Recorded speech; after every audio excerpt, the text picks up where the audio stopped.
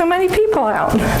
You know, the very first time it was February, which probably means it was cold, and we had the room packed out. I think it was 235 people.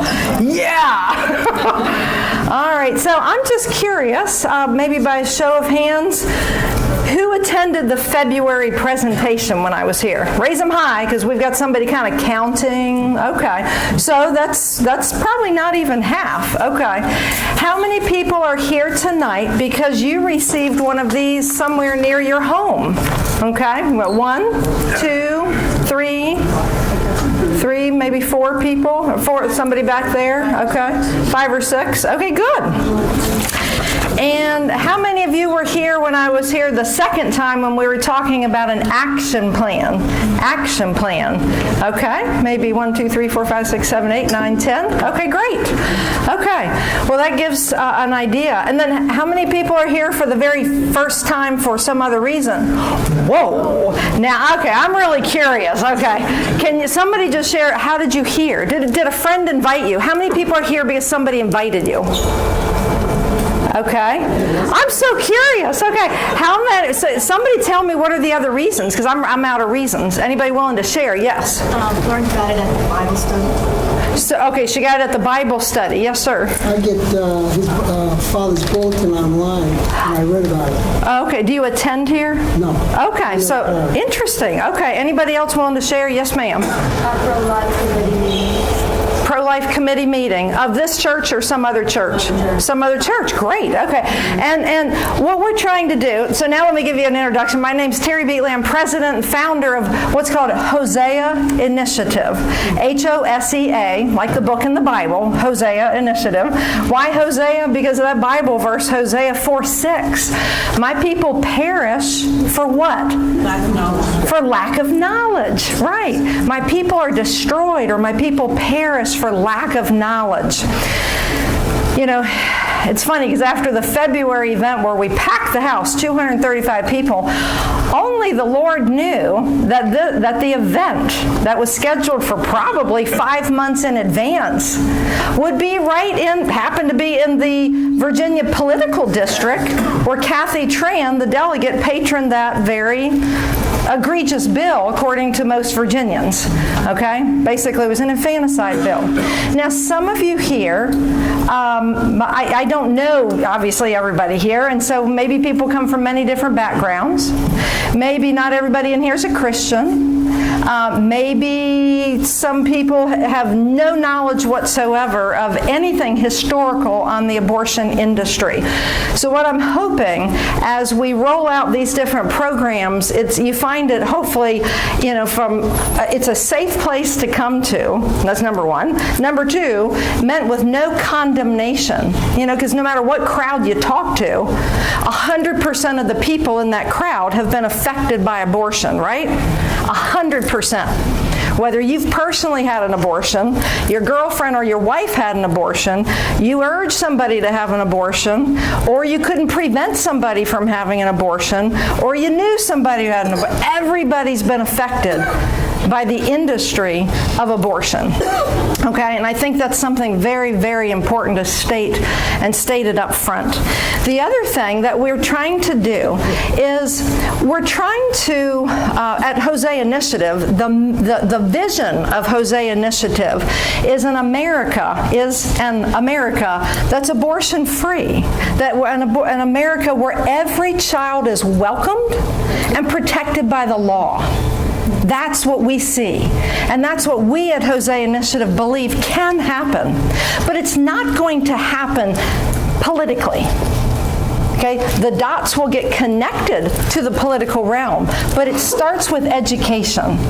Okay? So that's our vision. The mission statement for Hosea Initiative. What do we do? What do we do and why? What we do is we educate, and we restore and unify Americans to a culture of life ethic. A culture of life ethic, and probably most people in this room would agree, we're living in a culture of death. Okay? We're living in a culture of death. In fact, we've written high school curriculum that ties in with this book that I wrote, which was released in, I think it was September 2016, What If We've Been Wrong? and it draws the high schoolers into the book. Now I'm curious, how many people have read the book? I know a bunch of people bought it, but did you actually read it? That's a whole nother matter. Okay, it's out on audiobook. Yes, I read this entire book at a studio. I got tired of hearing myself. And let's see, so the book is on audio because I'm finding a lot of people like audiobooks. They just don't have time to read, but they will listen to an audiobook going up and down, stuck in all this Northern Virginia traffic. And it's out on ebook for like $9.99, and then the softback is $20, and then we've got a beautiful hardback book. So no matter what, however you like a book, we've got it. But the curriculum, when I speak of the culture of death, and the reason I'm going over this because it does tie in with Roe v. Wade, because we need to understand, well, what does a culture of life look like? There's love, there's humility, generosity, chastity, forgiveness, admiration, charity, mercy, encouragement, spiritual works of mercy, prayer, marriage, family with a father, mother, and children, helping others, God's law and divine law respected. Adoption is a beautiful thing. Bible scripture, love of neighbor, self-discipline and order and restraint, sacrifice for other people, pregnancy and family support centers, obedience to God and parents, repentance and religious education.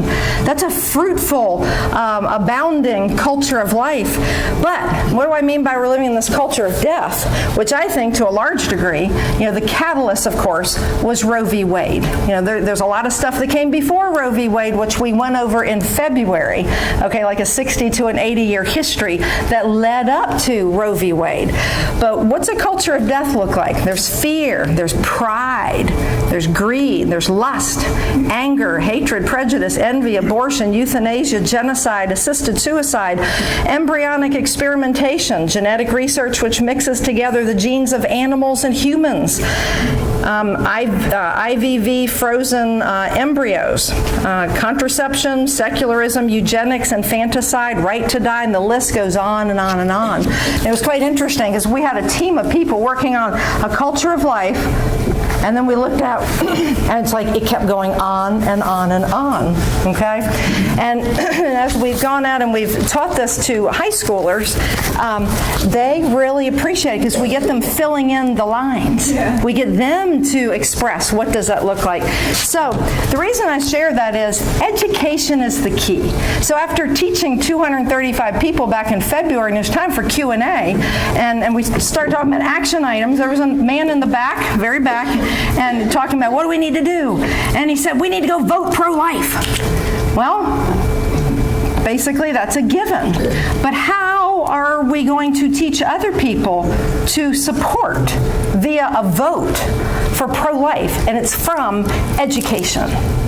And the book, if you've read it, is a story about what happens when you love other people with the truth. So one of the pieces of truth, and I thought I brought one up here, is the movie Ma'afa 21. Could somebody bring me maybe a copy of that DVD that's over on the table? Liz, if you've got a chance. Thank you. It's a 2.5-hour documentary about Margaret Sanger's racist population control plan that she called the Negro Project from 1939. Thank you. I've got a whole bunch of these, and we sell them for $5, or you can get them for free. You can watch it for free on YouTube. I like having an inventory of these because if I see people who I think might have an interest in knowing about Planned Parenthood's Negro Project, a racist population control plan, I buy them 100 at a time. They're so dirt cheap, I'll just give them away. If I pull into 7-Eleven, okay, and see a black man saying, have you ever heard of the Negro Project? No, what's that? Here you go. It's a 2.5-hour documentary about Planned Parenthood's racist population control plan. Now, I know that's sort of comical, but I'm dead serious because nobody's heard about it. Nobody's heard about it. And everybody's interested in it. And so all this leads up to the more we have the knowledge, and the more comfortable we are with the knowledge, we can then love other people with the knowledge with courage. Because God gives us a spirit of courage, not timidity. Okay? All right, so now that we have a good feel for, we do have a few visitors here, and people have come here for lots of different reasons. Let's get into the back history of Roe v. Wade. Has anybody here ever read Norma McCorvey's affidavit when she tried to overturn the Roe v. Wade decision in 2003. Has anybody ever read the affidavit? And I'm really curious. Hold them high. Okay, y'all look around. It's in the book. Oh, okay. Well, good. Okay. Well, I've got a story to tell you about that. So, and before I go there, I think I'm halfway through our mission statement. So it's to educate, restore, and unify people around a culture of life ethic by fulfilling the promise I made to Dr. Bernard Nathanson. And who's here has ever heard of Dr. Bernard Nathanson? Okay? And for those of you who haven't, actually, raise them. If you've never heard of Dr. Bernard Nathanson, raise them high. And don't be ashamed, raise them high, because the vast majority of Americans, everybody else is cheating because they were here in February, okay? Okay, but Dr. Bernard Nathanson, he was once known as the father of America's industry of abortion. He was the founder of what's called NARAL, Pro-Choice America. Okay, NARAL. Back in the late 60s, it stood for the National Association for the Repeal of Abortion Law. And then after Roe v. Wade, they shortened up the name to be National Abortion Rights Action League. That wasn't shortened, but they changed it rather. And they had that name the majority of the time until they shifted and condensed it to NARAL, Pro-Choice America. Okay? So, NARAL was the first pro-abortion political action organization. And so when they, sorry, my microphone is pulling my scarf down. It's like way down there. Like, what happened to my microphone? Let's see. So NARAL, the abortion movement was a very fractured movement back in the 60s prior to Roe v. Wade. And so Dr. Nathanson partnered with Lawrence Lader. They were both atheists, both Jewish men, but they were atheists. And then they brought in Betty Friedan. Okay, many of you in here remember Betty Friedan, and by all intents and purposes, she was a communist, like Lawrence Lader. Bernard Nathanson was not a communist, though. Okay, he really thought he was doing the right thing for women. Okay, and so he partnered with Lawrence Lader, and what they did was they unleashed a propaganda campaign onto the United States with 8 points of propaganda. The bare bones minimum information is right in here, and we're selling these tonight for $3. Our goal before November 2020 is to have 60 million of these booklets distributed across the United States. All right, the God I serve is a big God, and I got a big goal, and if He wants that done, He will make sure it gets done, okay? So, and I don't mind publicly quoting what our goal is. If we don't get there, we don't get there, but God knows what our heart is, because this little booklet here is something that we want to get every American trained on. And what I'm going to be going over with you tonight on Roe v. Wade, we're turning that into a fact check booklet as well. So we can literally train a lot of people. We're rolling out 4 fact check booklets. We could easily do 6, but let's just say 4 by November 2020. So for 3 times 4, $12, we can educate America. So if you get comfortable with the 8-point strategy, I don't have time to teach it tonight, okay? But if you get comfortable with this, you can then sit down with this beautifully designed little booklet, okay? And that person, your friend, your family member, who's in that mushy middle, they don't like abortion. They know the abortion kills a baby, but they believe every woman deserves the right to choose. You can literally sit down with that person and walk them through this booklet. I have people all over America doing this now, and they are changing hearts and minds. And they're saying, where do I get this booklet? Okay? Can you tell why I'm so excited? Okay?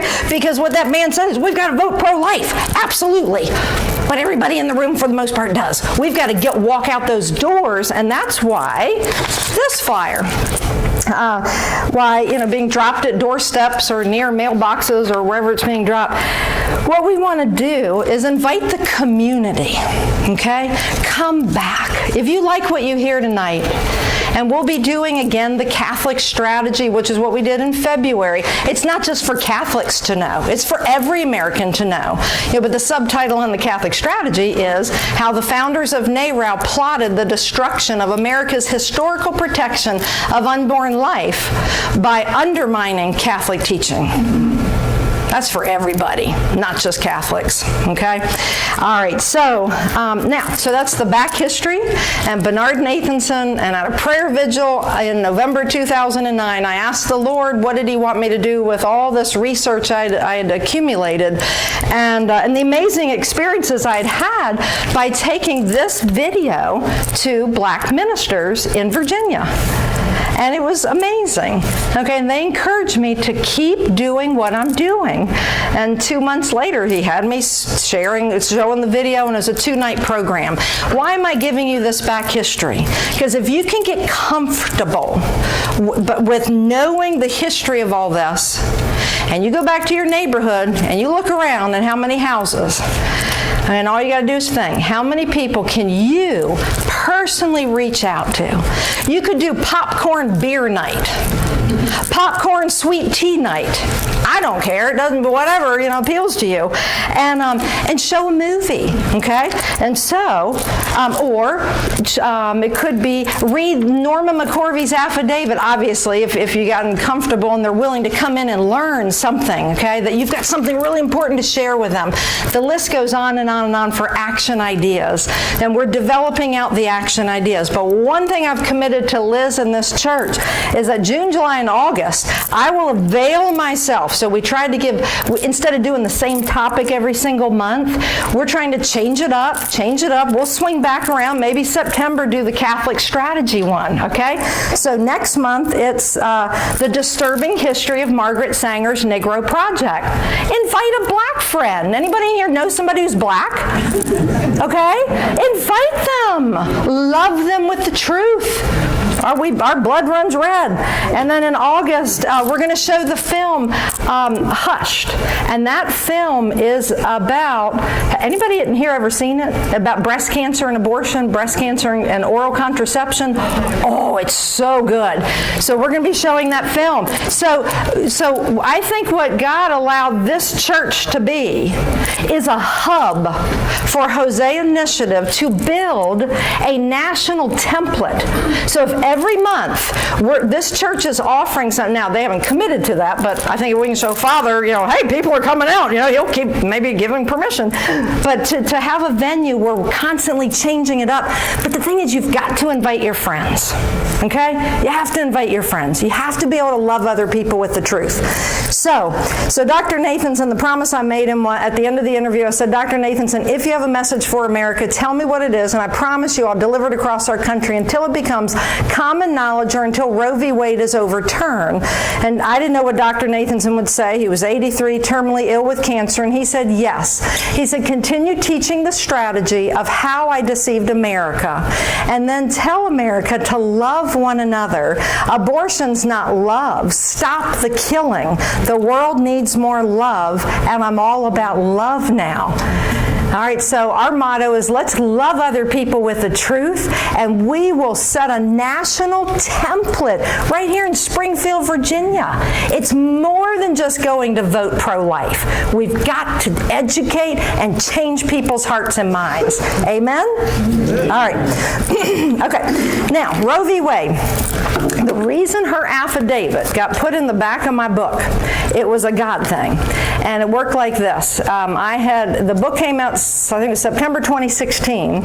And I think it was, it doesn't really matter the timeline, but I had just kind of gone into a desert. Didn't quite know how I was going to get the book finished. It was like, God, I need ideas. How am I going to wrap this up? And I went to the Americans United for Life Law Conference in, I think it was January 2016. And my prayer when I was heading up I-95 North, I said, Lord, I need 3 things. I need a donation coming into Hosea Initiative because we're out of money. I've been focused on writing a book. I need a closing story, and I need an attorney who can write a summary of what went wrong with the Roe v. Wade decision. And God answered those specific prayers in 8 hours. Wow. Now, I want to bless you with this, because this is the God we serve, for those of you who are believers, okay? And if you're not, just strap yourself in. And it went like this. So I arrive up in Northern Virginia. We used to have an office, and I'm only sharing this because I just want to bless people with some of these God stories, and then we'll get into the meat of this, and we'll call it a night, okay? I'll get you in and out of here, and the sun might still be up. Maybe. No, it won't. Okay, so arrive, and there's a $25,000 check waiting for me at the place that we used to have an office, okay? Sparing all the details. Then we hightail it into D.C., and I go to the Americans United for Life Law Conference. I get tired of sitting, and I go to the back of the room against the wall with lots of other people, and I get a spiritual nudge to go introduce myself to a man 4 people down. And I'm like, God, why don't I introduce myself to this guy? Why that guy? And all I could hear, that guy. I'm like, fine, I'll go that guy. So I go introduce myself to that guy, and his name is Sam Casey. And he said, well, Terry, what do you do? And I'm like, well, you got to understand, I'm just like this little peon homeschool mom who made the father of the abortion industry a promise to teach America, and all these other people are powerhouse pro-life lawyers. I'm like, I feel very out of my league here. And he said, what do you do? And I'm like, well, I made Nathanson a promise. And he's like, I knew Dr. Bernard Nathanson. I'm like, you did? He said, yeah, we worked on the South Dakota pro-life bill together. I'm like, oh, wow. He's like, what are you looking for? I'm looking for an attorney who might be able to write a summary of what went wrong with Roe. I don't want a book because nobody's going to read it. I just want an easy to read, 9th grade level, 10th grade level. He's like, oh, I'll write it for you. I'm like, you will? And he said, yeah, I'll write it for you. And he said, and I'll get Alan Parker to co-write it with me. I'm like, who's Alan Parker? That's exactly what I felt like. First, I'm out of my league at this Americans United for Life Law Conference, and I don't know who Alan Parker is. And he said it like I'm the only person in America who does not know Alan Parker. But Alan Parker is the attorney who represented Norma McCorvey, the Roe of Roe v. Wade, when she tried to overturn Roe v. Wade in 2003. So I'm like, you can get Norma McCorvey's attorney to co-write it for my book? And he said, count it done. So I had a $25,000 check in one pocket, and I had Norma McCorvey's attorney in the other pocket. I'm like, I don't need to do all this law stuff. I'm going to head on home. No. And then literally, I'm like, woo! And when I'm walking out the door, a text message goes off, and it's my friend Leslie. And Leslie's part of the Silent No More women, who hold the signs letting people know they regret their abortion. And she said, Terry, come downstairs. My Silent No More friends are here, and they just want a real quick story, tell them about your interview with Dr. Nathanson. I'm like, sure. So I go down and sit around, like 6 or 7 of us, and then when I'm done, like 10 minutes later, one lady pulls up a chair, and she says, I want to know more about Dr. Nathanson. I'm like, sure, I can talk for hours about Dr. Nathanson's legacy, but why does he interest you so much? And she said, well, Terry, so I forget how many years it was like 25 years ago. I got pregnant in New Jersey. Well, actually, no, it wasn't 25 years ago. She said it was 1972. I got pregnant, and my boyfriend took me into New York City for a legal abortion. So I know the timeline like the back of my hand. So it's like, ching, ching, ching, ching, ching. 1970, Dr. Nathanson and NARAL helped flip the New York law, which you thought the law, recently was aggressive, but back then it was very, very aggressive. It allowed abortion through the 24th week of pregnancy. And of course now it's even more extreme. And so I knew it was legal. And I said, where'd you have your abortion done? She said, Terry, I had it done at that abortion mill Dr. Nathanson managed. I'm like, wow. I said, did he do your abortion? She said, no, but he was the manager. So when I speak the words Dr. Nathanson, what I'm really speaking is the father of the abortion industry. He personally was responsible for the death of 75,000 babies. He personally aborted 5,000 children. He taught doctors on another 10,000 children. And then he managed that facility for another 60,000 babies. Okay, they were killing about 900 babies per week. So she said, well, I was one of those. And she said, Terry, that abortion wrecked my life for the next 20-some years. And she said, but you know, he died a few years ago. And I said, yeah, he died February 2011. It was about a year and 2 months after I met him. And she said, well, Terry, when I heard that he died, I decided I was going to go to St. Patrick's Cathedral to his funeral.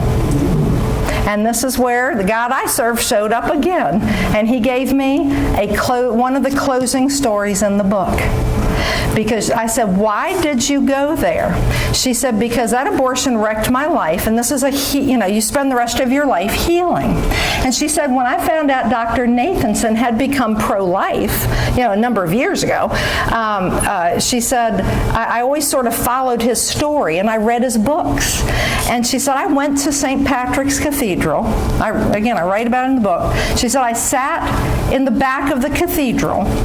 I didn't want anybody to recognize me. She said, I had my veil over my head and I had my head down. She said, I was there for selfish, personal reasons because I really felt like if God could forgive Dr. Nathanson, he could certainly forgive her, and it would be one more closing chapter of her life. Isn't that amazing?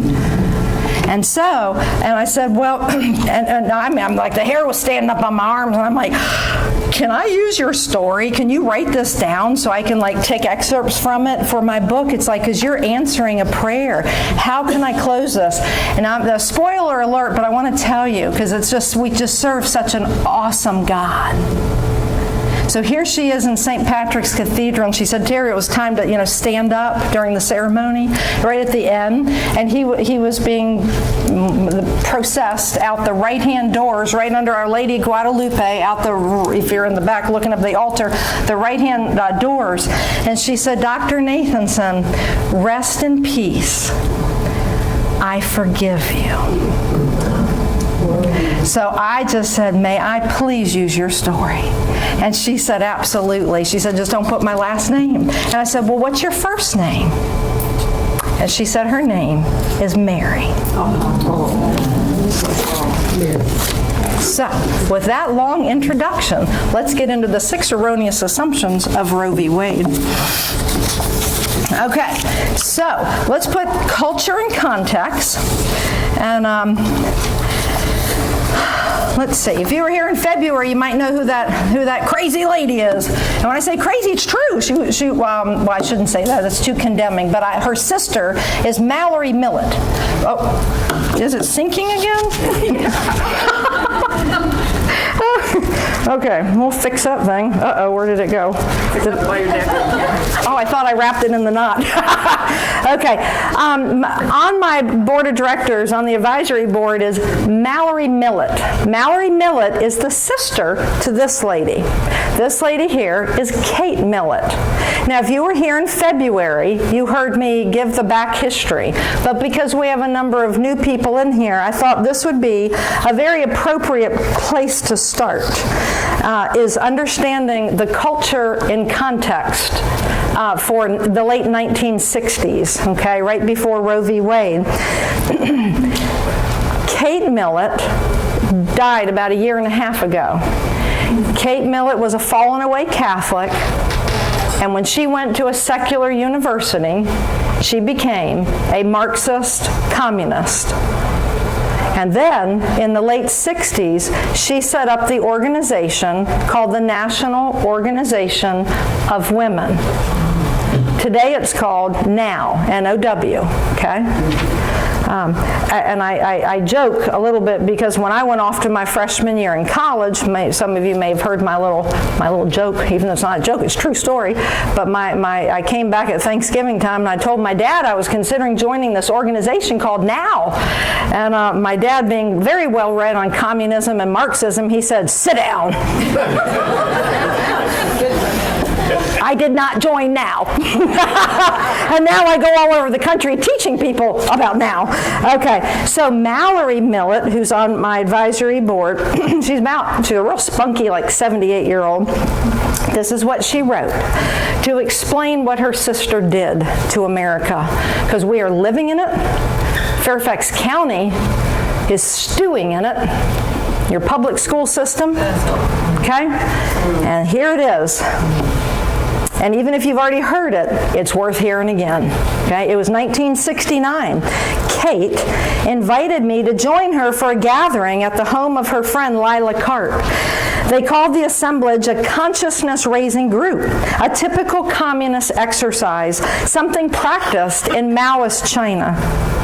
We gathered at a large table as the chairperson opened the meeting with a back-and-forth recitation, like a litany, a type of prayer done in a Catholic church.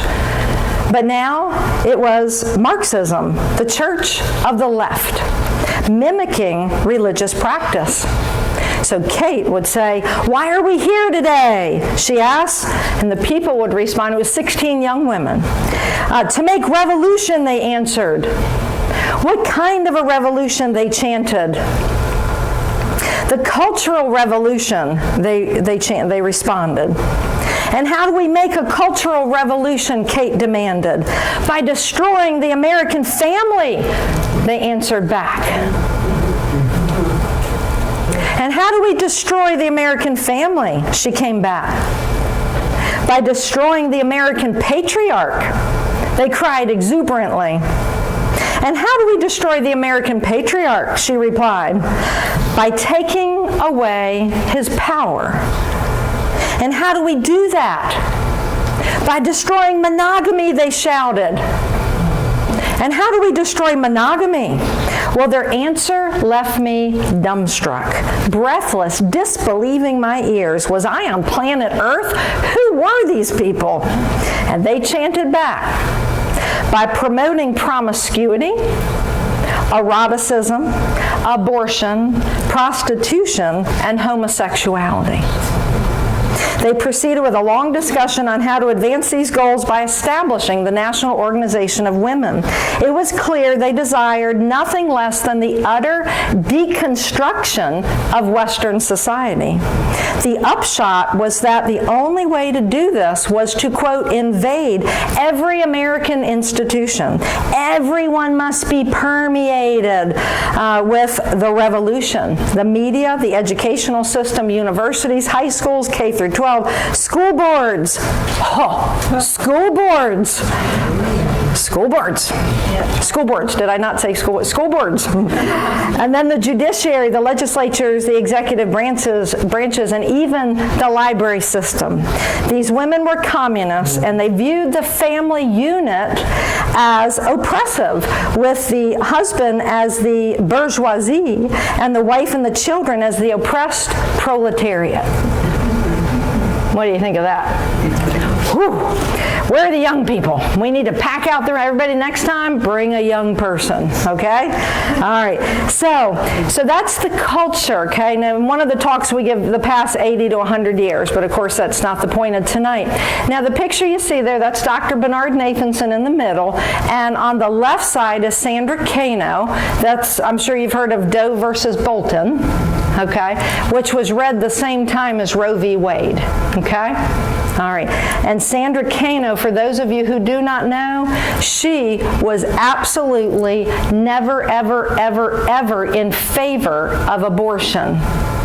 She fled the state because she was afraid she would get held down to physically have an abortion. She never wanted this lawsuit.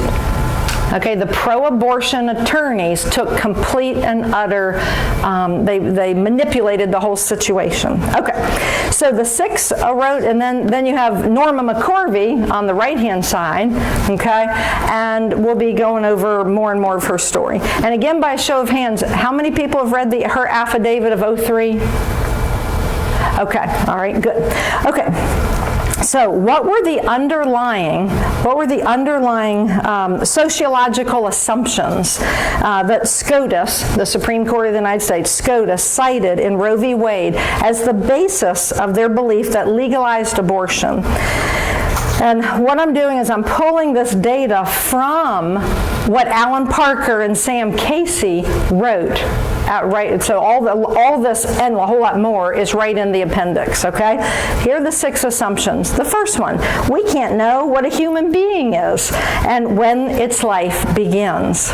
Well, let's bust a hole through that in 3 different ways, okay? So we're going to look at it these ways: scientifically, morally, and then legally, okay? And this is the longest section. The other 5 go pretty quick, but I'm going to try to slow down a little bit, and we're going to dig into this, because what you'll learn, the vast majority, I would tell you this, I would say the vast majority of American lawyers, even if they're pro-abortion activists, they don't know what you're about to learn in this first part right here, the second half of it, okay? So the court came to this conclusion that we don't know, what a human being is and when its life begins. The court came to this conclusion without any factual foundation in the record. The court merely asserted that it thought there was a lack of consensus in the medical, philosophical, and theological communities on this question, and thus decided it would not speculate on it. So is it true there was no consensus? Was it true there was no consensus? Of course not, okay? We can prove it scientifically, morally, and then legally. So let's approach first scientifically. We know that when life begins with certainty, we know that at conception, a whole separate, distinct person, with unique DNA of a human being comes into existence.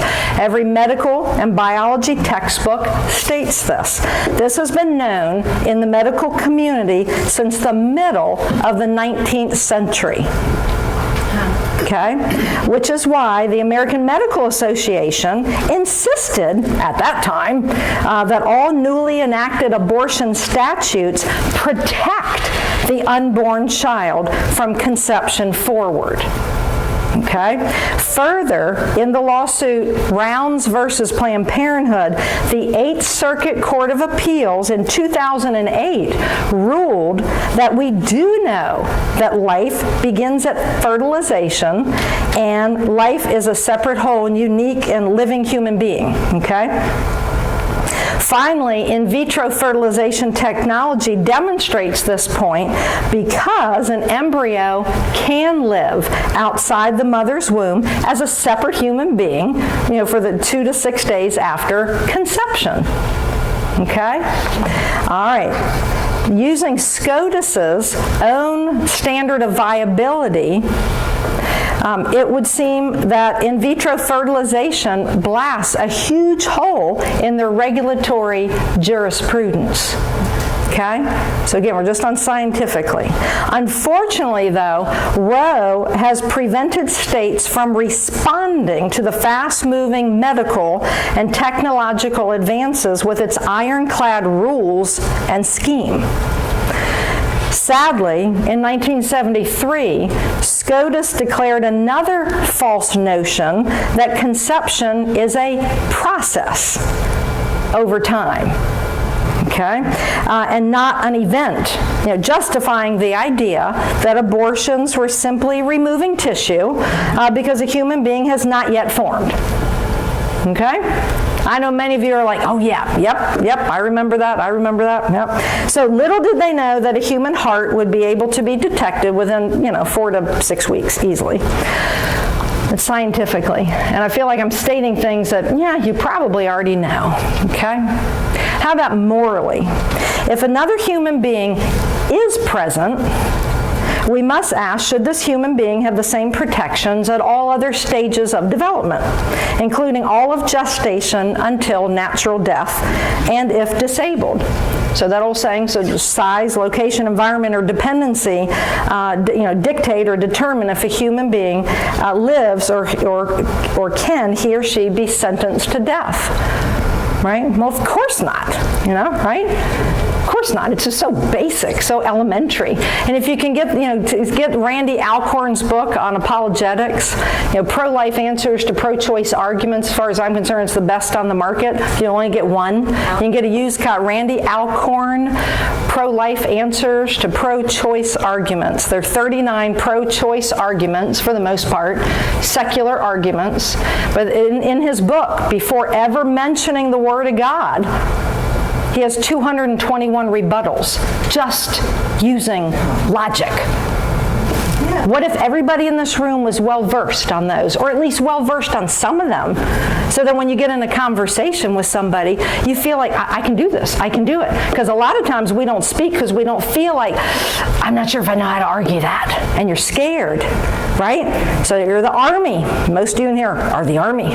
So, okay, so scientifically, morally, now legally. This is the one, it's like, whew, strap yourself in for this one. All right, so if you're dozing, it's time to wake up, okay? Because this is the part that you can go educate a couple attorneys here in D.C. on this one.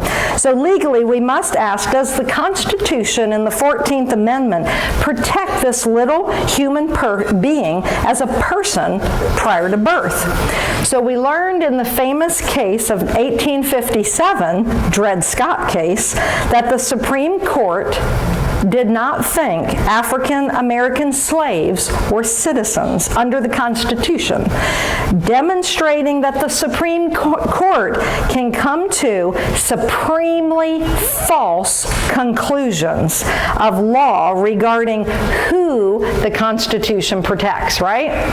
And I just think it would be a great time to read you an excerpt from Dr. Nathanson's resignation letter from NARAL. Okay, 2 years to the day of Roe v. Wade, Dr. Nathanson resigns from NARAL. He realized these people do not care about the truth.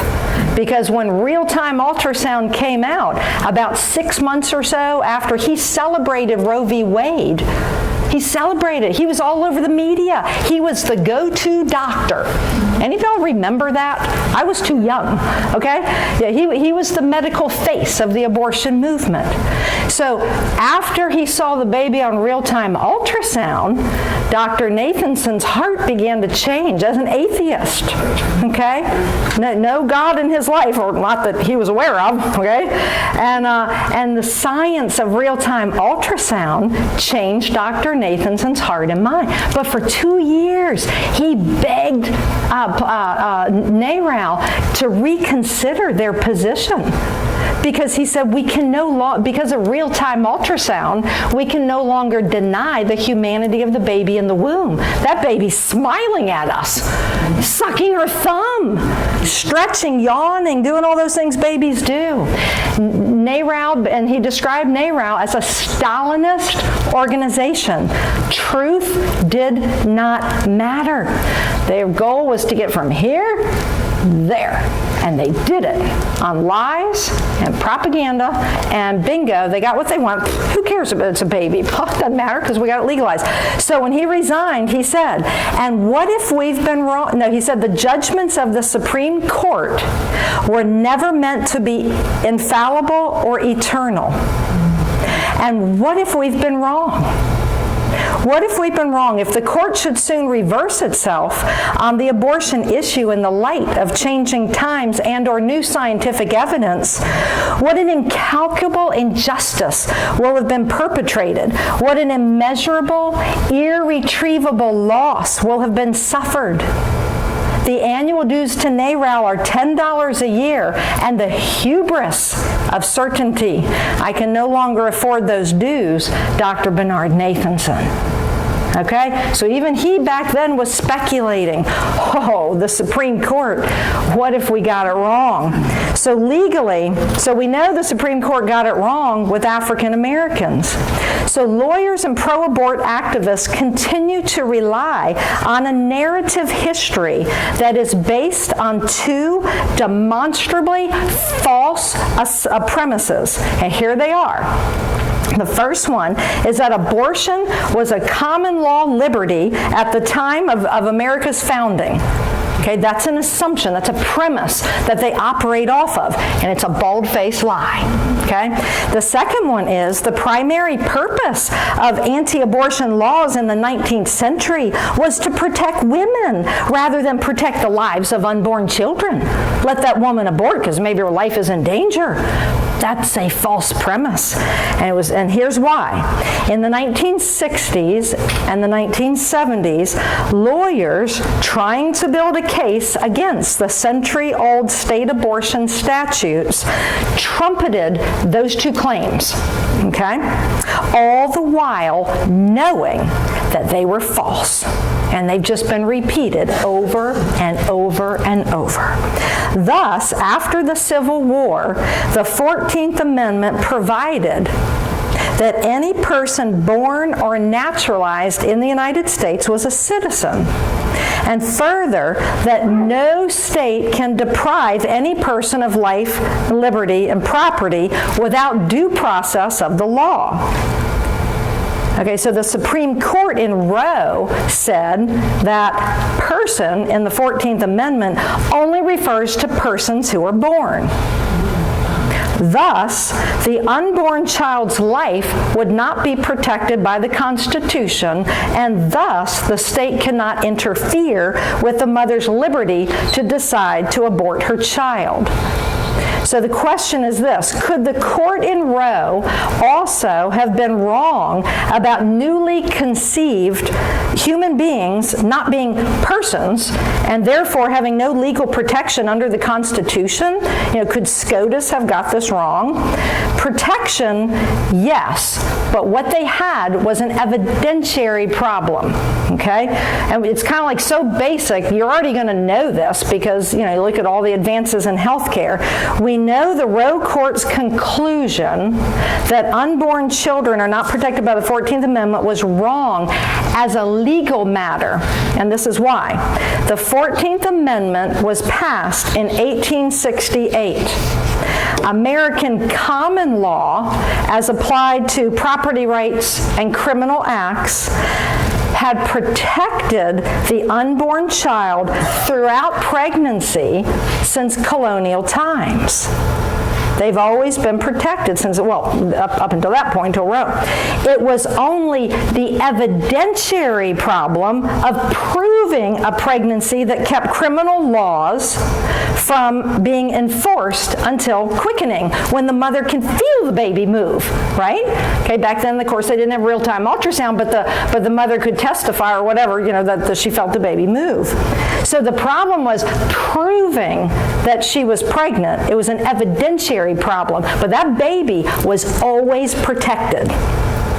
Always protected, but the lawyers lied, and then with propaganda, and they repeat the lies over and over until it's like you begin thinking, oh, that's right, yeah, abortion was legalized back then. It's not true. Now, 2, the state statutes. So to further, in the 1860s, almost all states converted the common law prohibition against abortion into a state statute, okay, prohibiting abortion from conception. And most states enacted wrongful death tort laws to protect the unborn baby beginning from conception. Do you see? We've been sold a bill of lies, okay? Over and over and over. So thus, when the 14th Amendment was ratified, the American legal tradition of common law, case law, and then statutory law was uniform in recognizing the existence and the legal rights of unborn children. Okay? Is this making sense? Okay? It's the babies were protected, but the problem was it was an evidentiary problem. Because they didn't have real-time ultrasound. Okay? But the law protected the babies in the womb. And then, check this out. Now this is what you can go educate a bunch of lawyers in D.C. about. Okay? This next part. Go knock on the door of NARAL or Planned Parenthood and say, can I tell you about that NARAL attorney back in the late 1960s, early 70s? His name was Cyril Means. He was the legal counsel for the organization Dr. Nathanson founded, NARAL. Okay? Cyril Means he misled SCOTUS, as well as the court up in New York State first, and then he fooled the Supreme Court. He misled the court in American legal history and tradition.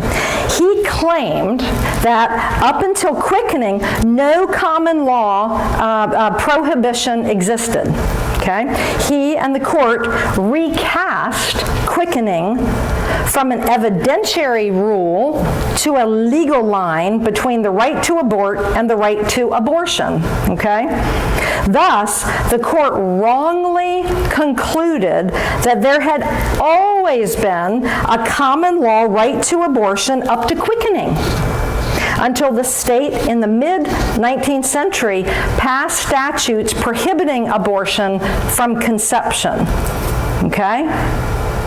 The truth is that under American and British common law, there was always a prohibition against abortion, but it just couldn't be enforced as a criminal matter without evidence of pregnancy. Okay? Today, the mom goes in, I think I'm pregnant, and she goes into the doctor, and it's like maybe they do the urine test, and then whatever, and at some point they've got all the evidence, right? Okay, so the truth is that under American British common law, there was always a prohibition. In those days, quickening was considered the first reliable moment confirming a life within the womb, okay? It's worth pointing out that the Supreme Court's claim to a right to abortion prior to the mid-19th century abortion prohibition state statutes made no sense in that during those times there were not any effective means to abort a child that did not also become fatal to the mother. So this notion that, abortion was legal and all, it's like, no, because back then women would surely die left and right due to complications of abortion. There was no such thing as a safe abortion back then. Okay. So, then infanticide. So it makes no sense. It's worth pointing out that the Supreme Court's claim to a right to abortion prior to the mid-19th century abortion prohibition state statutes make no sense in that during those times there were not any effective means to abort a child that were not fatal. So thus, during those times, the practical means of abortion was in fact infanticide. That's how they were doing away with the babies. Infanticide, exactly, in essence, what Kathy Tran wants and what New York legalized, right? And what Ralph Northam basically said in so few words. No, he said it. Infanticide. Swaddle that baby and let him go. Let's just watch him die. If it's your choice, mom and dad. All right. So, infanticide, of course, would get the same result without risk to the mother's life. Okay? Now, finally, in a shocking admission, Scotus in Roe theorizes that if the facts of fetal development could be established to show the fetus is a person, then Roe's case collapses. Thank God they put that in there. Their day's coming. He's like, what more evidence do you need? If you don't know that, you need to step down from the Supreme Court. Go get another job flipping burgers somewhere. So because the fetus's right to life would be guaranteed specifically by the 14th Amendment.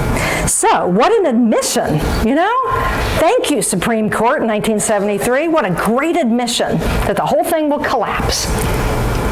So, will this sentence come back to haunt the court someday, given the current state of medical and scientific proof of fetal development? You bet. So Dr. Nathanson's admission, so he said, finally, to be fully informed about Roe v. Wade, it's critical to listen to Dr. Bernard Nathanson's description of the process of legalizing abortion, starting with New York State's law all the way up to SCOTUS. Quote, we founded NARAL with the goal to export our pro-abortion mentality across the land. One of our strategies in order to mislead the American public was to deny to be true that an abortion kills an existing human being. We denied that fact in an effort to mislead the American public and the courts of this land. That's why I want to make sure everybody knows about Dr. Bernard Nathanson, right? Yeah. Yep. All right, so Dr. Nathanson personally participated, in the deceptions, it's an 8-point propaganda strategy. Now, this is the part that you can go teach the attorneys in D.C. To help their case before the New York legislature, so when they were trying to flip the law in New York, NARAL's attorney, Cyril Means, he wrote 2 long articles putting forth heretofore unprecedented claims about America's legal history regarding abortion. Number 1, he said that that American common law from colonial times until the mid-19th century permitted abortion at least until quickening. After quickening, abortion was often not enforced or only a misdemeanor. Bald-faced lie. Okay, from the Legal Counsel of Nehru. Number 2, that the anti-abortion statutes enacted by the states in the mid-19th century were solely enacted to protect the mother and not the unborn child. False. That's false number 2. Number 3, that these two novel, ahistorical, and false propositions not only helped get New York law changed in 1970, I think it was Governor Rockefeller signed it into law April 1970, to permit abortion in some circumstances, but these ideas were adopted and frequently cited by Justice Blackmun in the Roe case. Okay? They served a key purpose, these lies, in claiming that a right to abortion had existed and been practiced since colonial times in the United States, interrupted by the state statutes in the 19th century that were passed to protect women from unsafe abortion practices, not to protect the unborn child. Well, this allowed SCOTUS to advance two ideas that became the law of the land. That their ruling was totally consistent with American legal tradition. That they're being consistent. No, they're not. They were lied to. Whether they knew it or not, half of them did know. Okay, that the ruling was totally consistent with American legal tradition and law, and that it was not a departure from past practices, but a restoration to what had been. The court said they were restoring us to where we were, but that's not where we were. They're basing it on false premises. Number 2, that not only had there never been protection for the unborn under common law from colonial times to the mid-19th century, but the mothers, not the unborn, were meant to be protected by the statutes of the mid-19th century so that they could convey the idea that there was no history of protection for the unborn in American legal history. It is a shocking distortion of law and history that served to calm the waters during Roe v. Wade and to seek to portray the ruling in Roe as totally consistent with American history, when in fact it was a complete departure from it. Okay? Then, the novel reading of American legal history was open for attack, and the pro-abortion advocates knew this. So what did Cyril Means do? Okay? Almost there. The novel reading of American legal history was open, and so they developed their plan. So thus, when the next big abortion case came before SCOTUS, called Webster versus Reproductive Health Services in 1989, they were prepared. A group of 281 American historians, led by Sylvia Law, a pro-abortion New York University professor, filed an amicus brief claiming to have confirmed as true the rogue propositions in Means' articles that the Roe court adopted, and further that abortion was commonly practiced up until the 19th century. And that state laws enacted then were also to protect doctors and not the unborn. 281 historians signed on saying, oh, that's what it was. That's what it was. That was the law. Who were these historians? They were whatever you want to call them, pro-abortion professors, pro-abortion historians, liberal-minded, whatever you want to, but they stood on falsehoods and they signed saying it was true, knowing it was false. A couple of them even admitted to it years later. Oh, but when you lie, what do you have to do? You've got to cover your lies, right? Right? You got to cover your tracks. Okay? Well, to the great disappointment of many, the Webster case did not overturn Roe. Well, the same amicus brief with 400 signatories was also filed in 1992 for Planned Parenthood versus Casey. So they didn't stop at just 281, because you got to keep covering, let's get it up to 400. So they got 400 professors and historians to sign on, okay, which also, the Planned Parenthood case versus Casey, that did not overturn Roe, but it cemented it even more firmly in even more false assumptions that American women now need abortion, were reliant upon abortion. Okay, that's the problem with Planned Parenthood versus Casey. That's the premise, is that it may be a baby, but Terry Beatley relies on abortion. She's going to fall apart if abortion is illegal. What an insult to women. What an insult to American women. Right? Okay, so they had come to rely on abortion as backup contraception. Okay, the theories put forth by Cyril Means and the historians in the amicus briefs have thankfully come under great criticism and close scrutiny. One of the signatories, Professor Friedman, admitted that its goal was to influence the court and not be a real history lesson. It was just to persuade the court. Can y'all believe this? And 60 million babies have lost their lives. The whole thing is based on falsehoods, okay? Wait till we get to the Norma McCorvey affidavit. And another signatory, Professor Moore, who wrote a book that contradicted many of the assertions in the brief, stated that he did not consider the brief to be history, as he understands that craft, but ultimately it was a political document and not an academic document. If only America knew, But one day I believe we will, So there won't be civil war when Roe v. Wade is overturned, okay? That the people will say, oh my God, forgive us, Lord.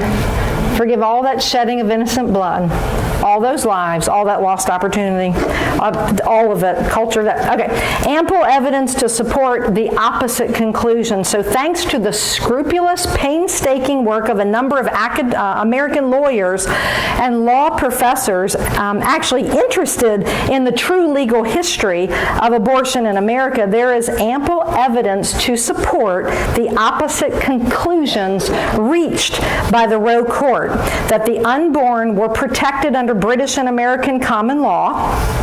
True, that protection of the unborn from conception to birth was the primary purpose of the state's 19th century anti-abortion statutes.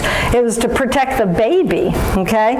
And therefore, the law in effect at the time of the ratification, the 14th Amendment in 1868, was rife with protections for the unborn child. And therefore, the ruling in Roe was a dramatic an unprecedented departure from American law and legal history, period. And that's just scientifically, morally, and legally. Point number one, okay? Now, you can read about it, reread about it in the affidavit, okay? And they go into great, great, great detail. But it's still, though, a summary. It's very readable, okay?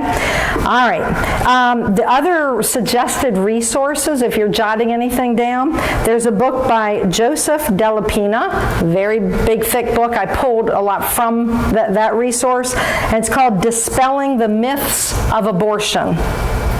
Okay? It's 1,300 pages if you really want to delve into it. That's why I said, people don't read 1,300 pages. I need a summary, okay? And then, of course, the next one, which is what I would recommend after reading the affidavit in the book, it's Abuse of Discretion by Clark Forsyth. Clark, big pro-life name, lawyer up here. Abuse of Discretion. Excellent book. Excellent book. Okay, he just dissects Roe v. Wade down, grinds it down. So that's just bare bones minimum for point number one. They didn't know when life begins. Yes, ma'am? Can you repeat the book? Sure. Yeah, the second one is Abuse of Discretion by Clark Forsyth. Forsythe. Okay. Now, assumption number 2. Abortion is health care dispensed through the normal patient-doctor relationship. Well, we all know that that's not true, okay? Well, and these are going to go pretty fast. The first one, okay, but these are the 6 erroneous assumptions.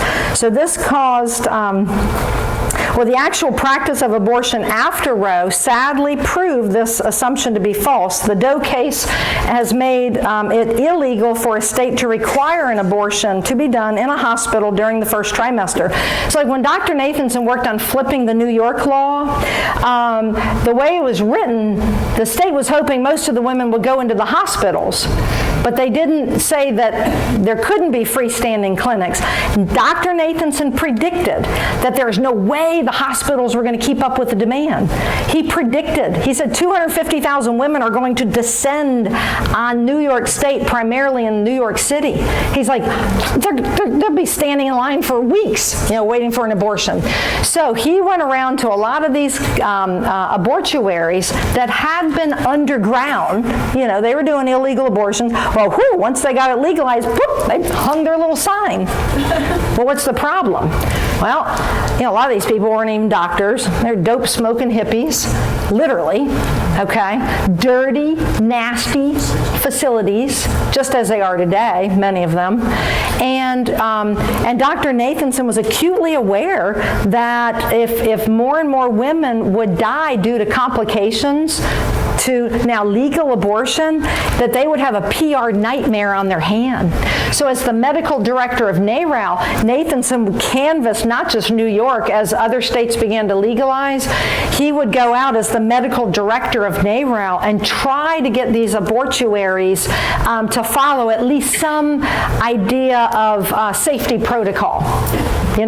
Just like, what down in Richmond at the Capitol, there is life below Northern Virginia. You all remember that? South? That third? Okay. So as they try to fight for, safety protocols in these abortion mills in Virginia, and that's the last thing the abortion industry wants. They fight it tooth and nail. So, okay. Yeah, so abortion is health care dispensed. So this caused freestanding clinics to spring up everywhere. It also brought out of the shadows the back alley abortionists, the rogues, as Dr. Nathanson described them, the ruffians, okay?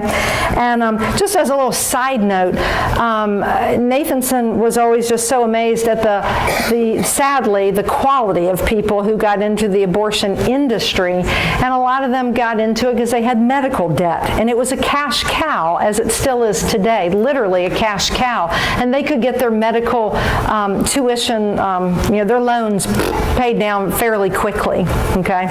All right, so further, OBGYN practitioners did not end up providing most abortions, did not. Abortions were largely performed by medical doctors who were not trained in women's reproductive health.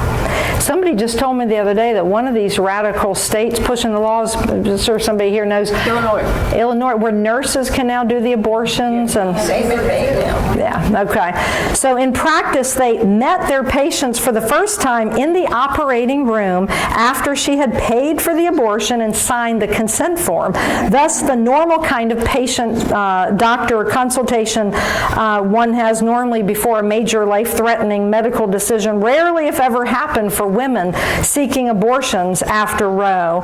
And this also led to, of course, many unsafe and unhealthy and sometimes abusive conditions in the abortion, I just call them abortuaries. I don't even like using that word, clinic. So, let's see, if we have time, we'll go over parts and pieces of that Roe affidavit. She testifies to this as well in her own personal affidavit when she tries to overturn Roe. Number 3, the assumption was that motherhood and childbearing force a distressful life and future on women. So the court assumed that state laws preventing abortion would cause the pregnant woman to be discriminated against in her education and in her career. Okay? Since the time of Roe, all legal impediments for women who are pregnant or who have children have been removed or remedied. Okay? These rights are independent of Roe. Roe can get overturned learned women aren't going back to the Dark Ages, right? Okay? So, SCOTUS in the 1992 Casey case reiterated this assumption by saying the abortion right was based on the fact that the inability to provide for one's infant is cruelty to the child and anguish to the mother. Okay, so let's just kill the baby. Ha! We'll call that a day, right? Right? It's like crazy. So to prevent this, the court said we must allow abortion. And abortion was viewed as the lightening of the burden of the woman's role as a mother. Okay?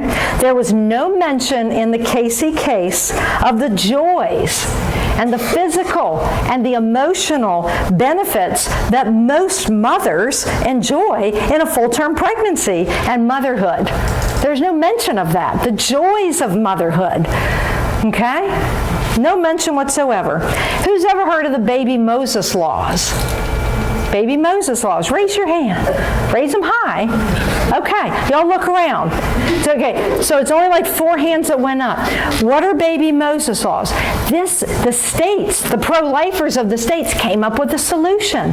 So it's like, oh my gosh, well, if motherhood and childbearing force a distressful life and a future on women, okay, well, let's at least don't kill the baby, have the baby, and all states now have these baby Moses laws. And I lived in Florida for 1 year, and I was walking one day, and I looked at the fire department, and they had a baby Moses sign. Okay, and what it is this. But since Roe, this burden has been legally removed for pregnant women in every state because of baby Moses or safe haven laws.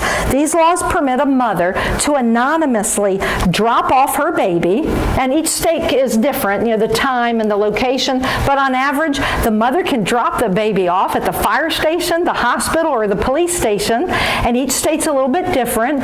Some places you've got 7 days to make up your mind. Some places it's a year. But you can literally drop off that baby at one of those places. Now, a free fact check book. What's the favorite place for a mother to drop off her baby? Police, fire station, or hospital? Church. No, I didn't say church. Those 3 choices. I don't think church is like one of the choices, even though it's a great choice. Fire station. Fire station. Fire station, because everybody loves a fireman. Yeah! Give that lady a hand. Yeah. Yeah. It's kind of like common sense. They all love a fireman. But it's like, oh, I'm dropping off my baby. It's like, I don't want to get arrested, so they're not going to choose the police department. Okay, so this is really cool. So all 50 states have these baby Moses laws, the safe haven laws. Now, who's ever heard of a baby box? Baby box. More people have heard of baby boxes. That's actually one of Jose Initiative's goals, okay? If we can actually develop the budget to do the promo. We want to raise the money to help an organization that actually makes these baby boxes. And for those of you who don't know what I'm talking about, so picture the outside wall of a fire station, and there is a metal box, okay? I hate saying this, but for those of you who are like, I don't know what that lady's talking about, almost picture like a microwave oven, okay? It's metal, okay? Window, and when you open that, okay, it's all electronically set up. That door opens, the infant is placed inside. When that door closes, it locks. Immediately, when that door opens, the notifications have already gone out to the fire station. Okay, they already know. It's not like the baby's going to sit in there for 3 days or something, probably within seconds or minutes, the baby is retrieved, okay? No abandonment issues. Isn't that beautiful? So literally anybody who says, well, that's just not fair, that the woman has to give birth to that baby and she's going to be poor the rest of her life. And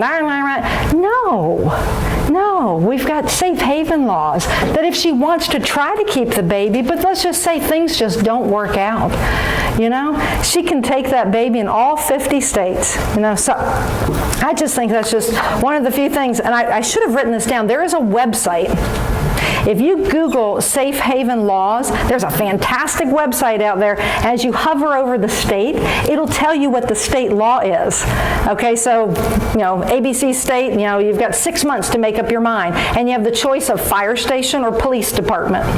Okay, so it's really cool. You just hover over the different states. Okay. Most states do require the mother to do this within 3 to 7 days of birth, but some states allow longer, 60 days. Missouri allows the decision for up to 1 year, okay?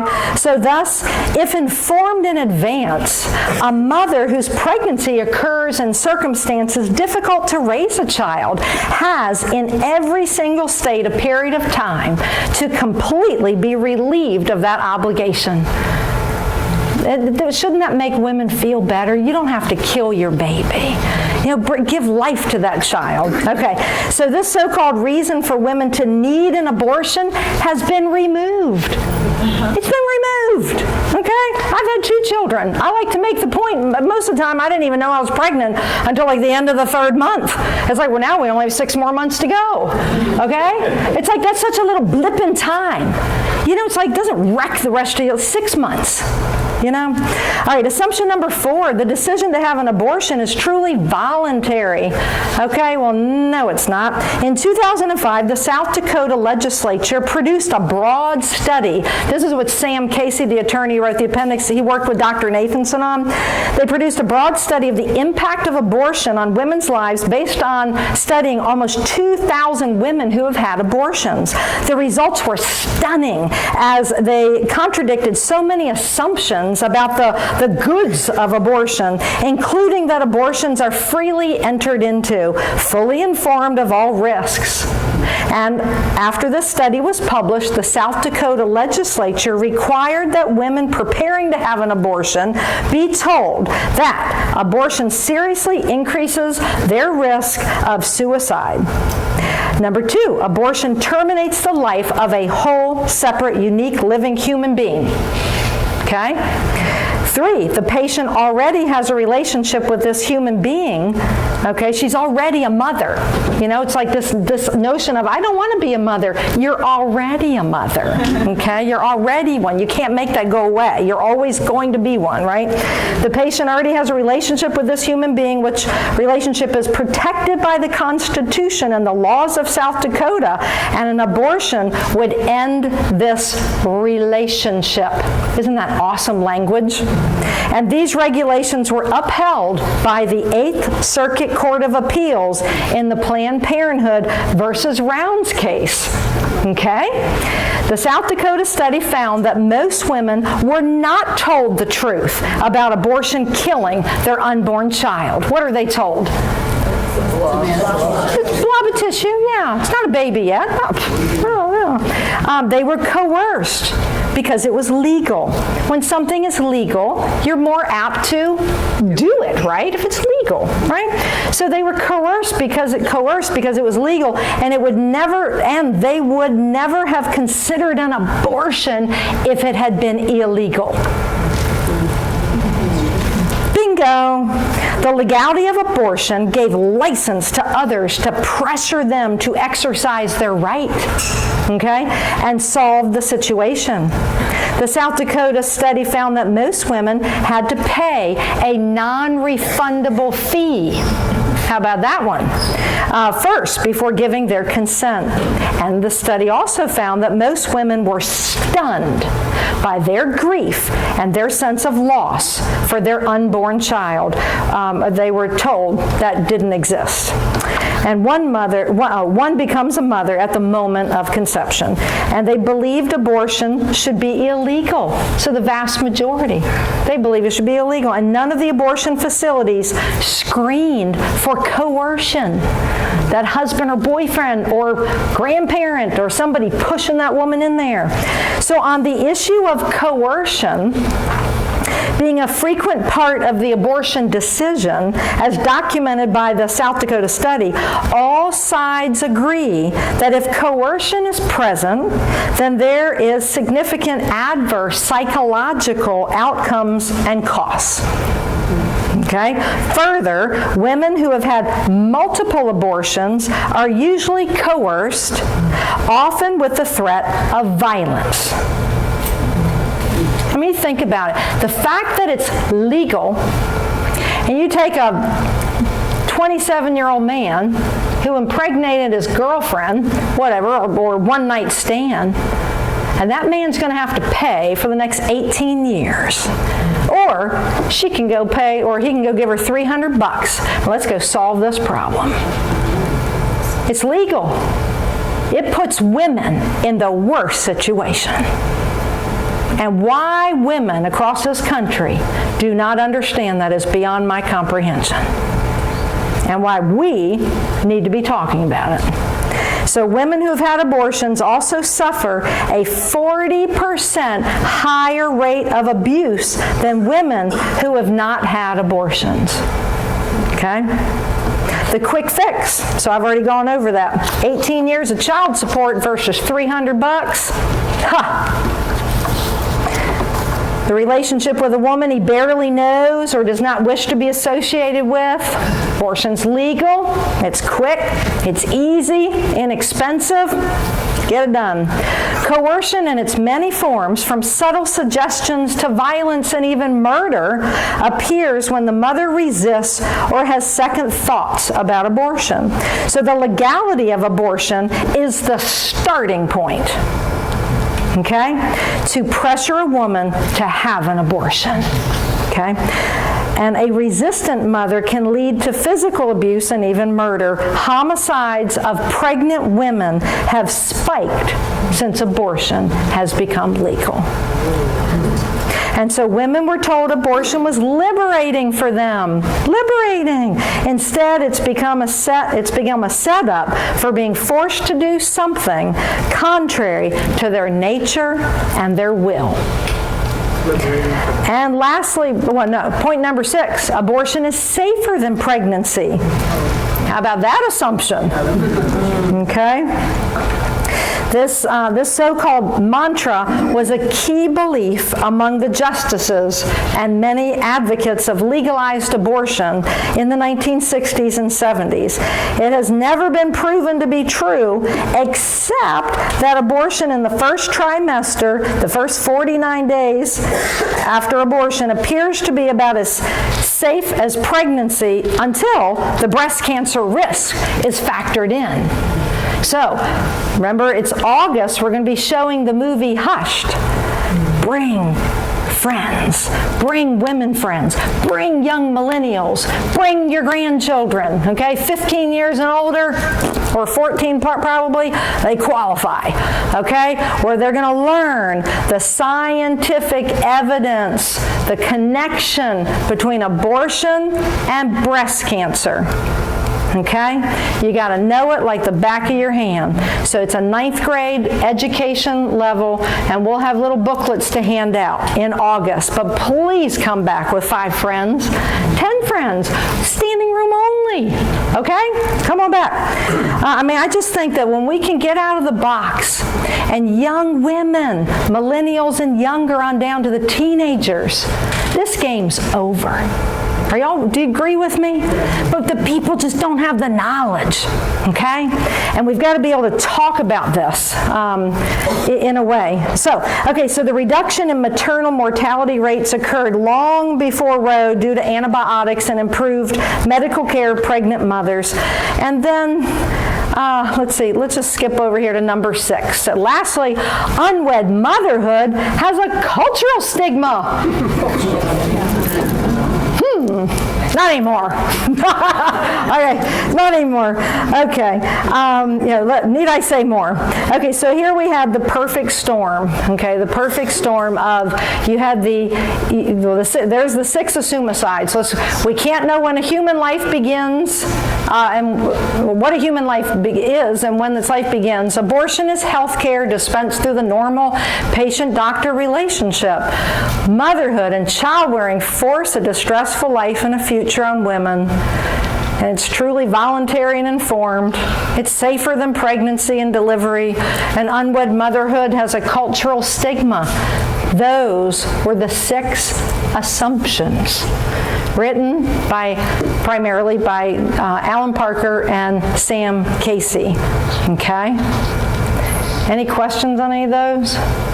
Okay, and Cyril Means, remember him, the NARAL's attorney, he wrote 2 false articles. Okay, and somebody just kind of tell me what were the 2 premises, or just the big primary premise of the false articles? Yes, ma'am. That abortion was always legal in the United States, even in the colonial period. That's right, that abortion was always legal, even in colonial periods. And abortion was there to protect the mother, right? It was to protect the mother. Lie, lie, lie. Okay, and the Supreme Court bought it. Okay, so now what time do we have here? We've got 8:22. Let me go over just a few basic things about Norma McCorvey and the affidavit. First, I'm passing these out. We have started right now it's every other month because I'm so busy traveling and all. It's like to pull off a monthly newsletter. But let me tell you something. We have, as far as I'm concerned, you know how you get the newsletters and it's like, okay, I know what they want. It's always money, money, money, money, money, money, money, money, money. You don't even open them anymore, okay? Yes, we do make a little pitch for, please send a donation, $10. But let me tell you something. We have so many good things going on. Sign up for our newsletter. It's a beautiful newsletter, and we've only put out 2. We used to do one, but we did April and May. The first one was just to bring you up to date. And if you email me and just say, Terry, send me the 2 back issues, the second one introduced our campaign of With Child, the With Child campaign, because we're trying to take back the language, okay?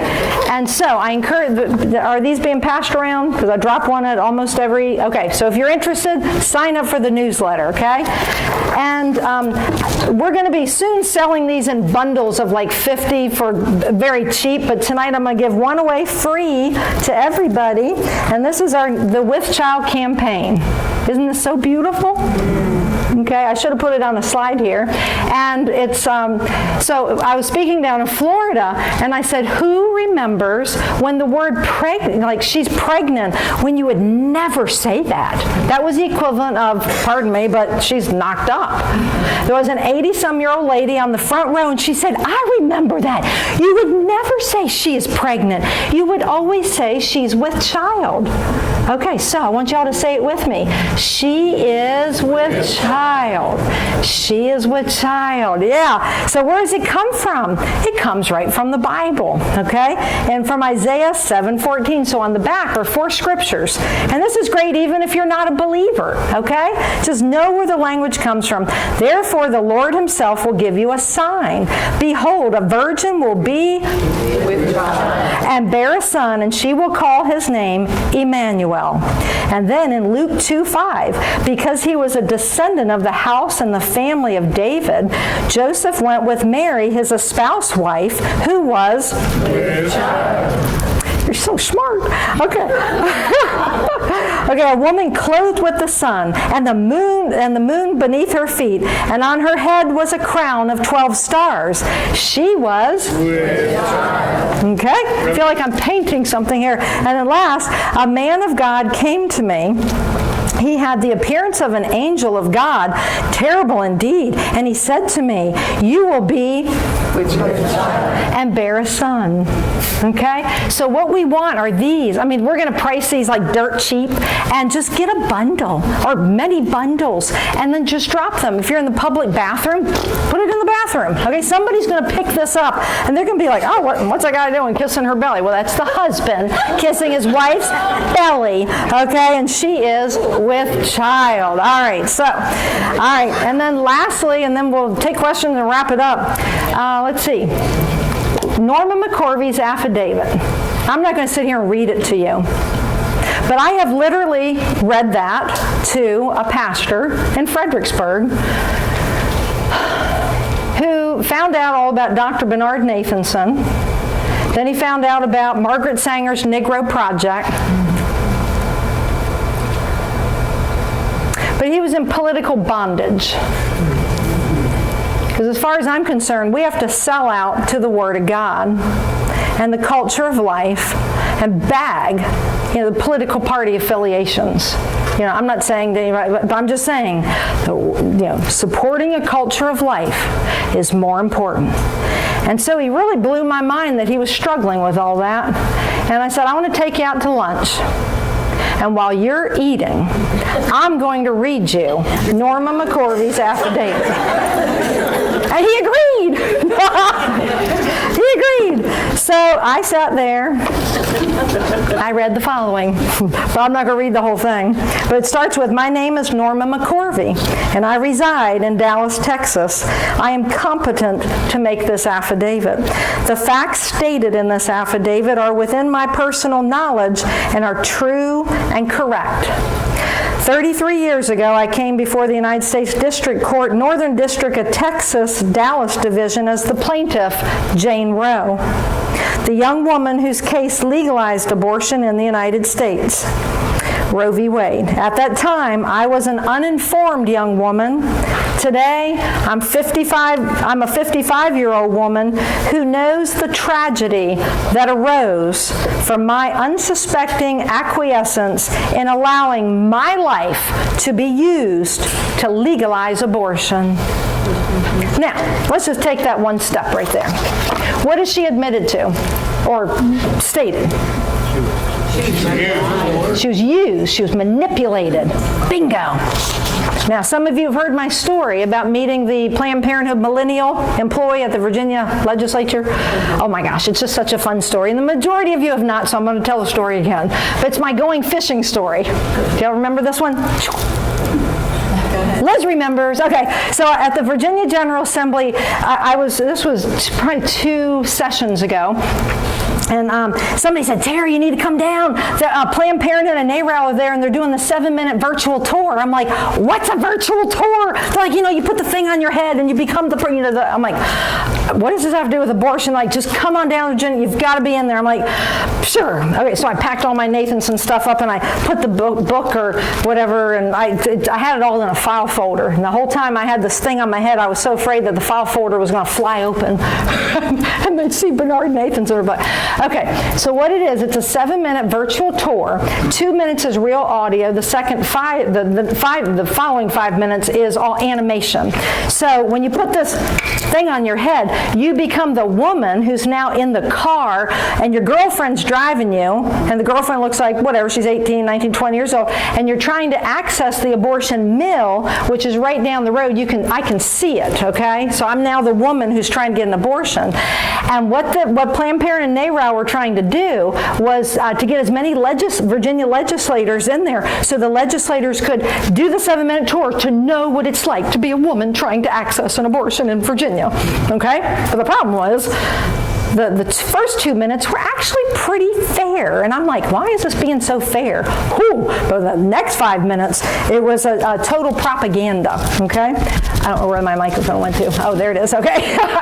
Okay, so what happens is the first 2 minutes, so the car pulls up, and I look to the right, and it's this older man, and he's a sidewalk counselor, okay, pro-life side. So I roll my window down, and he's like, can I help you? And she said, well, I'm trying to find the ABC Women's Center. And he says, oh, it's right down the road there.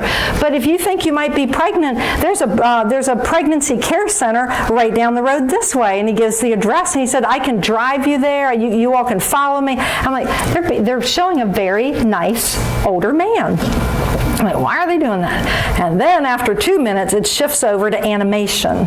And then that's where all the lies begin. So what I now see, it's now all cartoony animation. I look to the left, and there's this man screaming at me, you whore, you baby killer, you're going to burn in hell. And I look over here, and there are 5 people screaming at me and thumping their Bible on their hip. And I'm like, oh, and you're supposed to just see all these pro-lifers are horrible people. And they're using all this audio. So when it's over, I take the thing off my head, and I'm in a swivel chair, and I'm in a room that's it's not that big. I mean, here to over to the wall, okay? And at the Virginia General Assembly building, and there are the Planned Parenthood manager, the NARAL manager, about 7 or 10 volunteers, and okay, so I pull this thing off, and the beautiful 25, 26-year-old millennial who works for Planned Parenthood pulls up a chair, and we're sitting knee to knee. And she said, what did you think? I'm like, help me, God, give me the right words. So nothing I said was snarky. Nothing that came out of my mouth was meant with any evil intent or, just make her feel bad or anything like that. I wanted to know. So I said, wow. I said, do you feel like that's an accurate portrayal? And she said, well, we use real audio.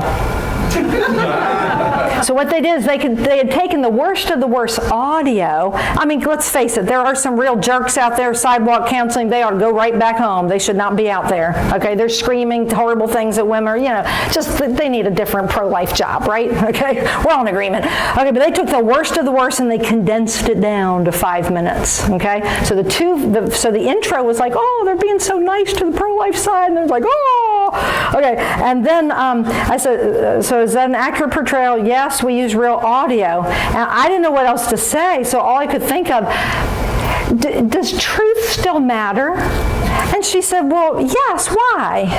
And I said, okay, well, does the name Norma McCorvey mean anything to you? And she said, well, no, who's that? And that's when and I went fishing for the next 10 minutes or 7 minutes, educating her on who Norma McCorvey was.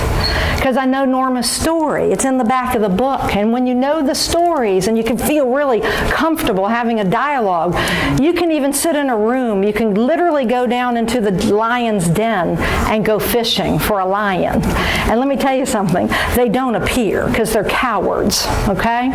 Okay, so I'm educating her about Norma McCorvey and how she's the Roe of Roe v. Wade. And did you know that Norma McCorvey never had an abortion? She didn't have, no, she never had. Now, by this point, the room's grown very quiet. And I can feel the daggers being shot at me. But I'm locked on this young woman right in front of me who's young enough to be my daughter. And I felt really sorry for her because she's being used. She's being used. She knows nothing except the lies.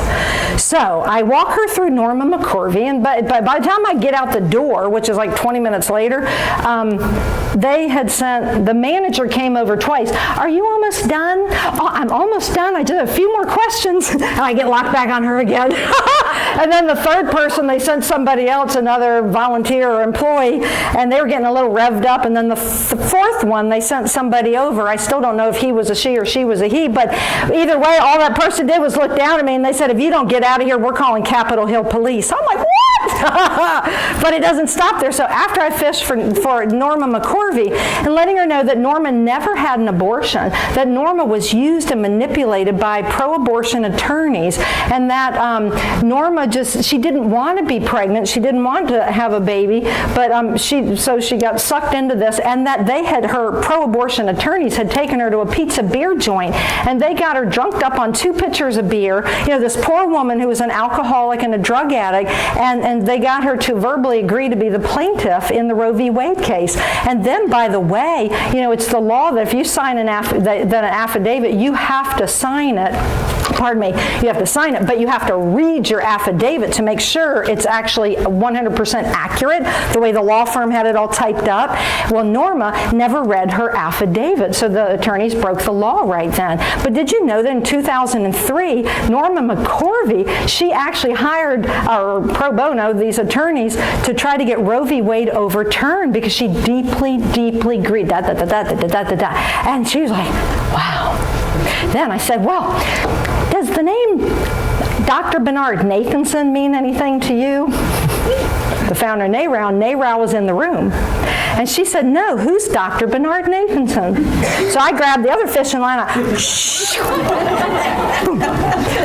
Well, Dr. Bernard Nathanson is the founder of NARAL. NARAL, that woman right over there, she works for NARAL. He's the founder of NARAL.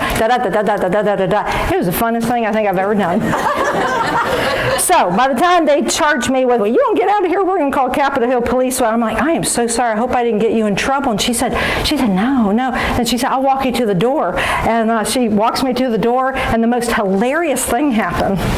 was about 4 nights before, a church in downtown Richmond, African-American church primarily, the black minister there had asked me to come do every Friday in October 2016. Interestingly, it was right before the presidential election. We did Fight for Life Fridays, where we showed Ma'afa 21 and we went over all this kind of stuff. And one of the black ladies in Richmond, Virginia, who just loves Jesus so much, and big pro-lifer, and so this girl's walking me to the door, and she's like, that's when I said, I hope I didn't get you in trouble. And she said, no, you've really piqued my interest. I'm like, oh, okay, good. This woman walks in the door, and Terry! She's giving me a great big bear hug, and it was just like, it doesn't get any better than this. I just soaked Planned Parenthood and NARAL. So bottom line is, if you know your stuff, and you're willing to be daring to love other people with the truth, this will cross the racial divide.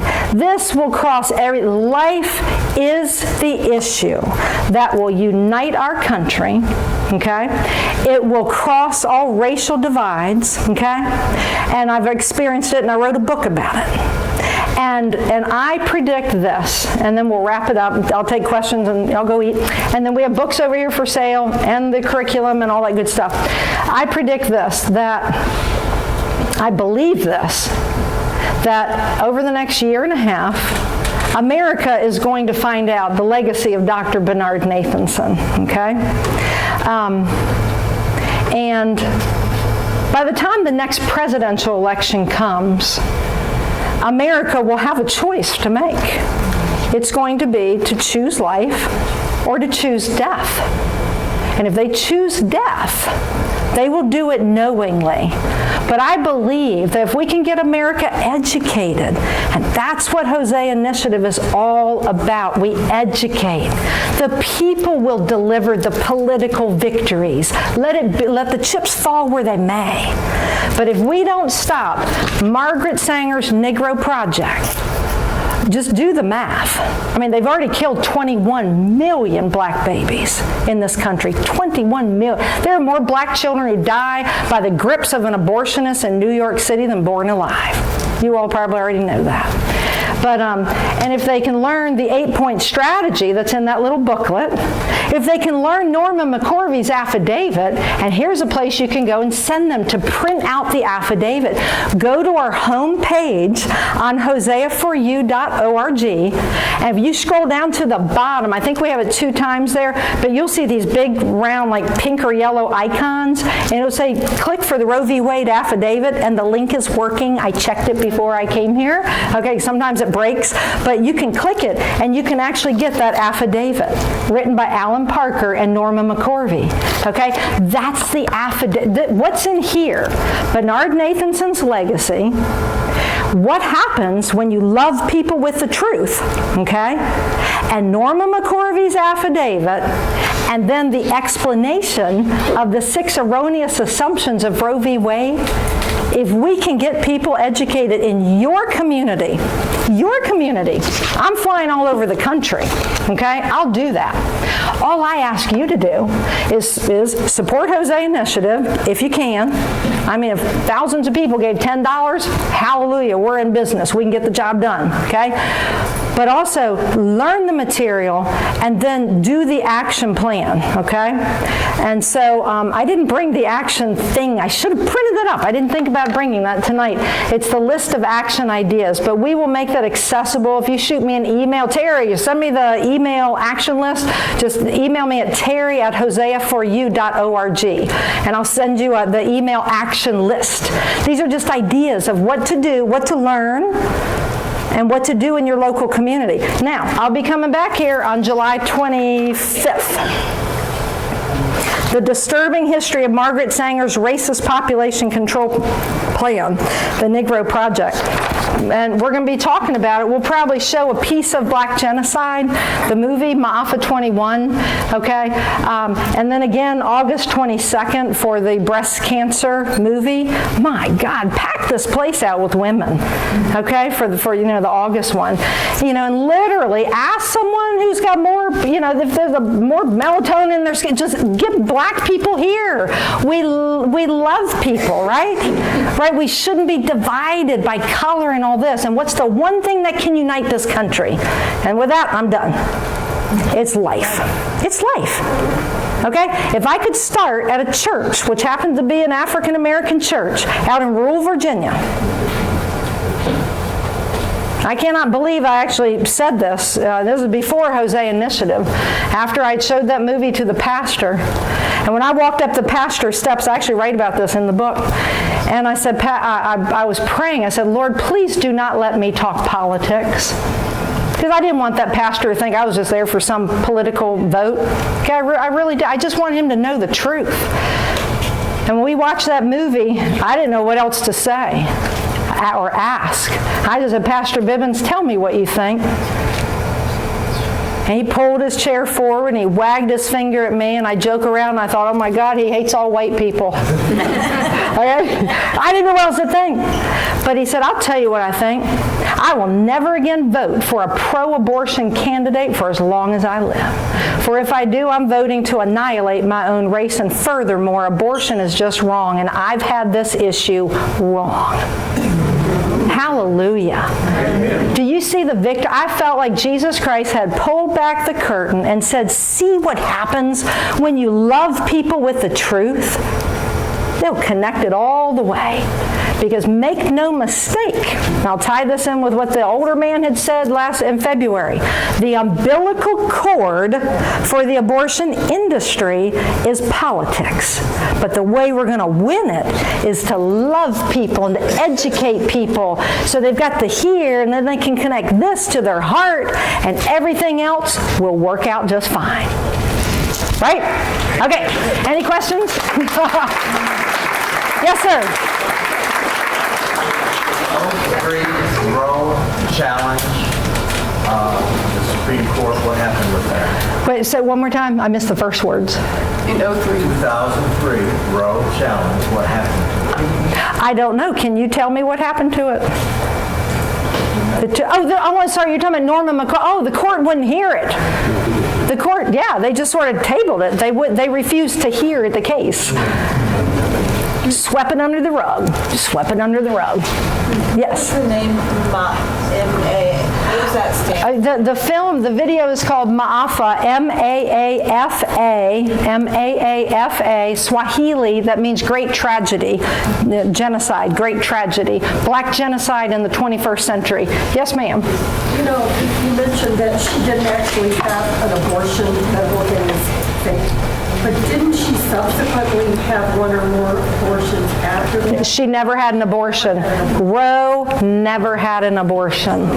She had children she provided life for through adoption, and then I think her mom adopted one of her kids, but she never had an abortion. Yes, sir. All this is cerebral, and I think the underlying factor that we have to fight against is the economics.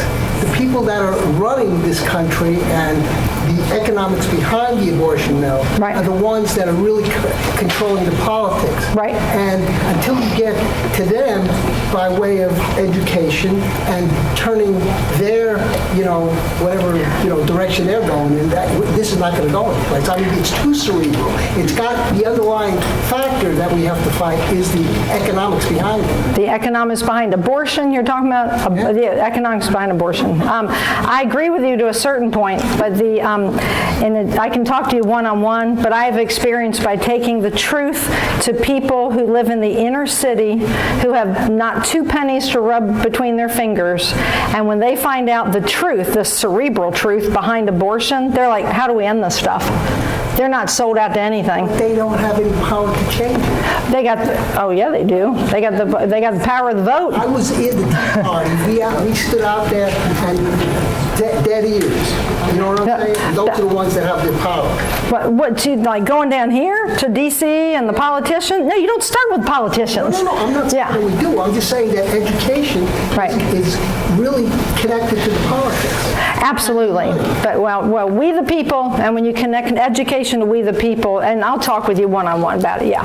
Anything else? Yes, sir. It almost looks like your assumption, the assumption number 2 seems to be the narrative now on TV.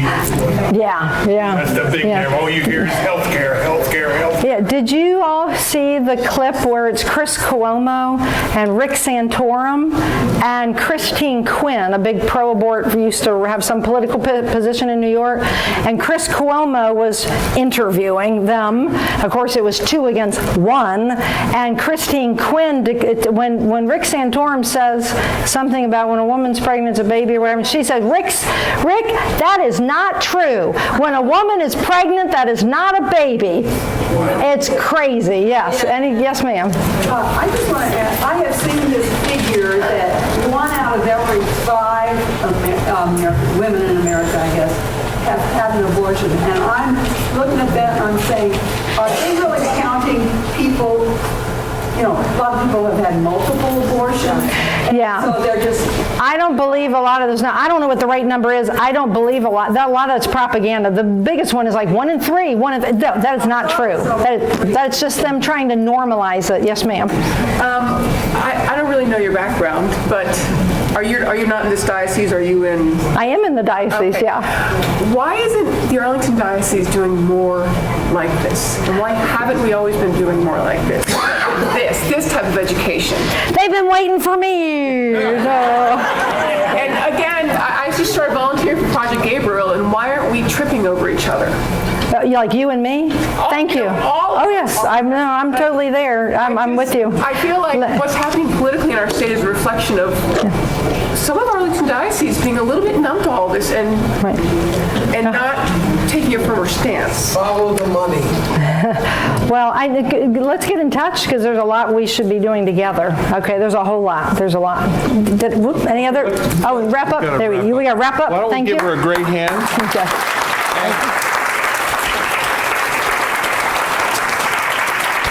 I'll meet you at the table. Okay. Show me over there for questions. There's sign-up sheets over there. That's probably the best way to stay. And be sure to put the 25th of July on your calendar.